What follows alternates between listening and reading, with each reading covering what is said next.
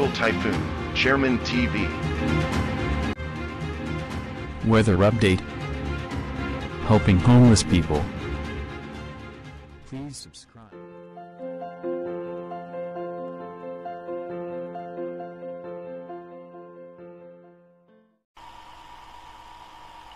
Magandang umaga po. Ito po ang ating latest update para nga po dito sa minomonitor natin na nagre-intensify na si Super Typhoon Goring. Ayon nga po sa ating European Center, tinataglay na nga po nito yung lakas na abot ng 200 km per hour malapit sa gitna at may pagbugso na po yan na abot ng 250 km per hour. At ayon naman sa ating bagong pag-asa DOST, ito naman ay nasa 195 km per hour yung kanyang lakas malapit sa gitna at may pagbugso na 240 km per hour ayon naman po yan sa ating bagong pag-asa DOST. Tinaas na nga po yung kanyang storm wind signal number 5 dito nga po sa northeastern na portion ng Babuyan Island. Kaya iba yung pag-iingat sa ating mga kababayan dyan dahil mapaminsala at malakas nga po itong si Super Typhoon Goring. Nakataas naman po ang storm wind signal number 4 dito nga po sa may southern portion ng Batanes, sa Sabtang, Uyugan, sa Ivana, Mahataw, Basco at northwestern and southeastern portion ng Babuyan Island dito sa Camiguin Island, Calayan Island. At asahan din po natin na asa 118 to 184 km per hour yung bugso ng hangin na mararanasan natin dyan. At nakataas naman ng storm wind signal number 3 sa may natitirang bahagi ng Batanes at natitirang bahagi ng Babuyan Island at extreme northeastern portion ng mainland Cagayan, Santa Ana. Signal number 3 po yan ha. Signal number 2 naman dito nga po sa northern portion ng mainland Cagayan, sa may Gonzaga, Santa Praxedes, Claveria, Sanchez Mira, Pamplona, Bulog, Balesteros, Apari, Bugay, dito po sa may Santa Teresita, sa may Alakapan, Lalo, Lasam, Gataran, northern portion ng Ilocos Norte sa Pagudpud, Adams, Bangi, Dumalneg, at kasama na rin po yan dito yung northern portion ng Apayao sa Kalanasan, Luna, Santa Marcela, Flora, Pudtul. Yan po ay nasa storm wind signal number 2. Storm wind signal number 1 naman po dito sa northern portion ng Isabela, sa Tumauni, San Pablo, Cabagan, Makunakon, dito sa may Divilacan, Santa Maria, Santo Tomas, Quezon, Delpin, Albano, at maging dito nga po sa natitirang bahagi ng Ilocos Norte, nakataas po ang storm wind signal number 1.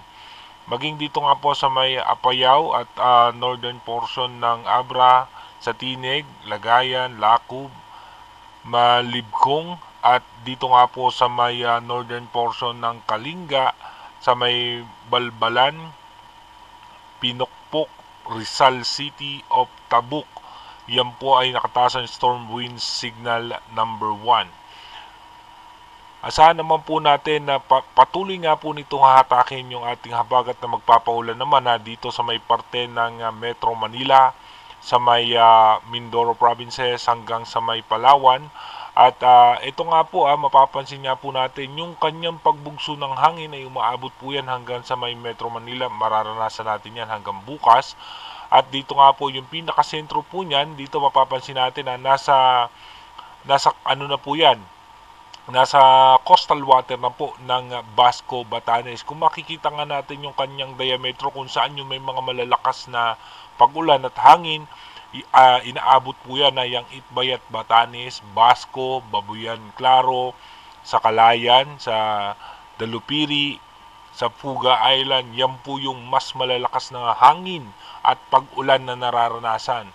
At dito naman po sa may Sanchez Mira, Adams, Lawag, Badok, sa may Kabugaw, Kalanasan, Apari, Gonzaga, Santa Ana, Yan po ay may mga pagbugso ng malalakas na hangin at ng pag-ulan.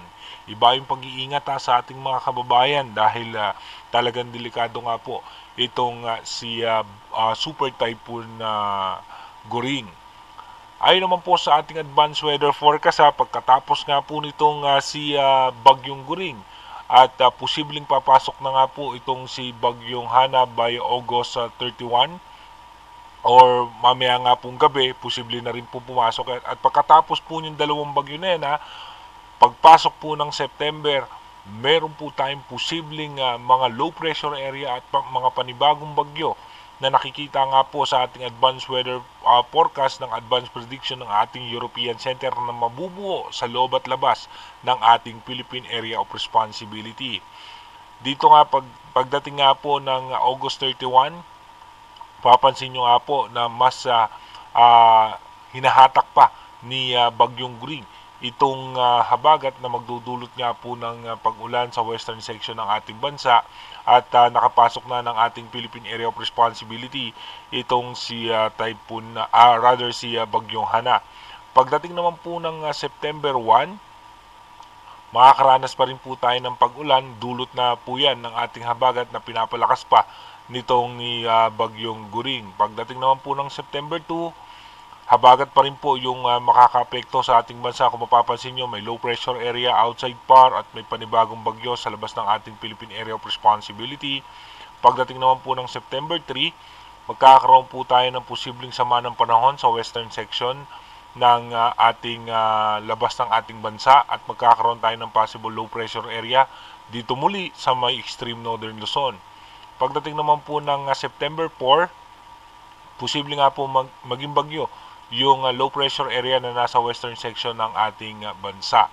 Pagdating naman po ng September 5, posible nga po dito na naman yan sa may parte ng extreme northern Luzon na itong posibleng panibagong bagyo.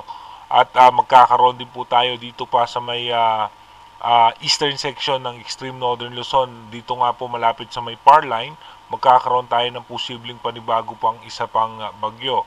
Pagdating naman ng September 6, yung posibleng tropical depression dito sa may extreme northern Luzon ay malulusaw at yung isa namang bagyo ay posibleng lalabas din agad ng ating Philippine Area of Responsibility.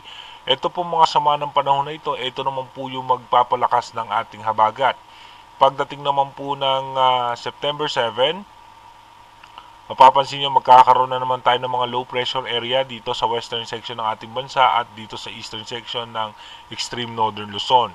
Nagtataka nga po yung iba nating mga subscriber na about po sa may El Nino. Ito po sa kalaman po ng lahat, yung ating karagatan ay mainit po ang temperatura at mas mararamdaman na nga po natin yung mas mainit at malinsangang panahon pagpasok nga po ng October.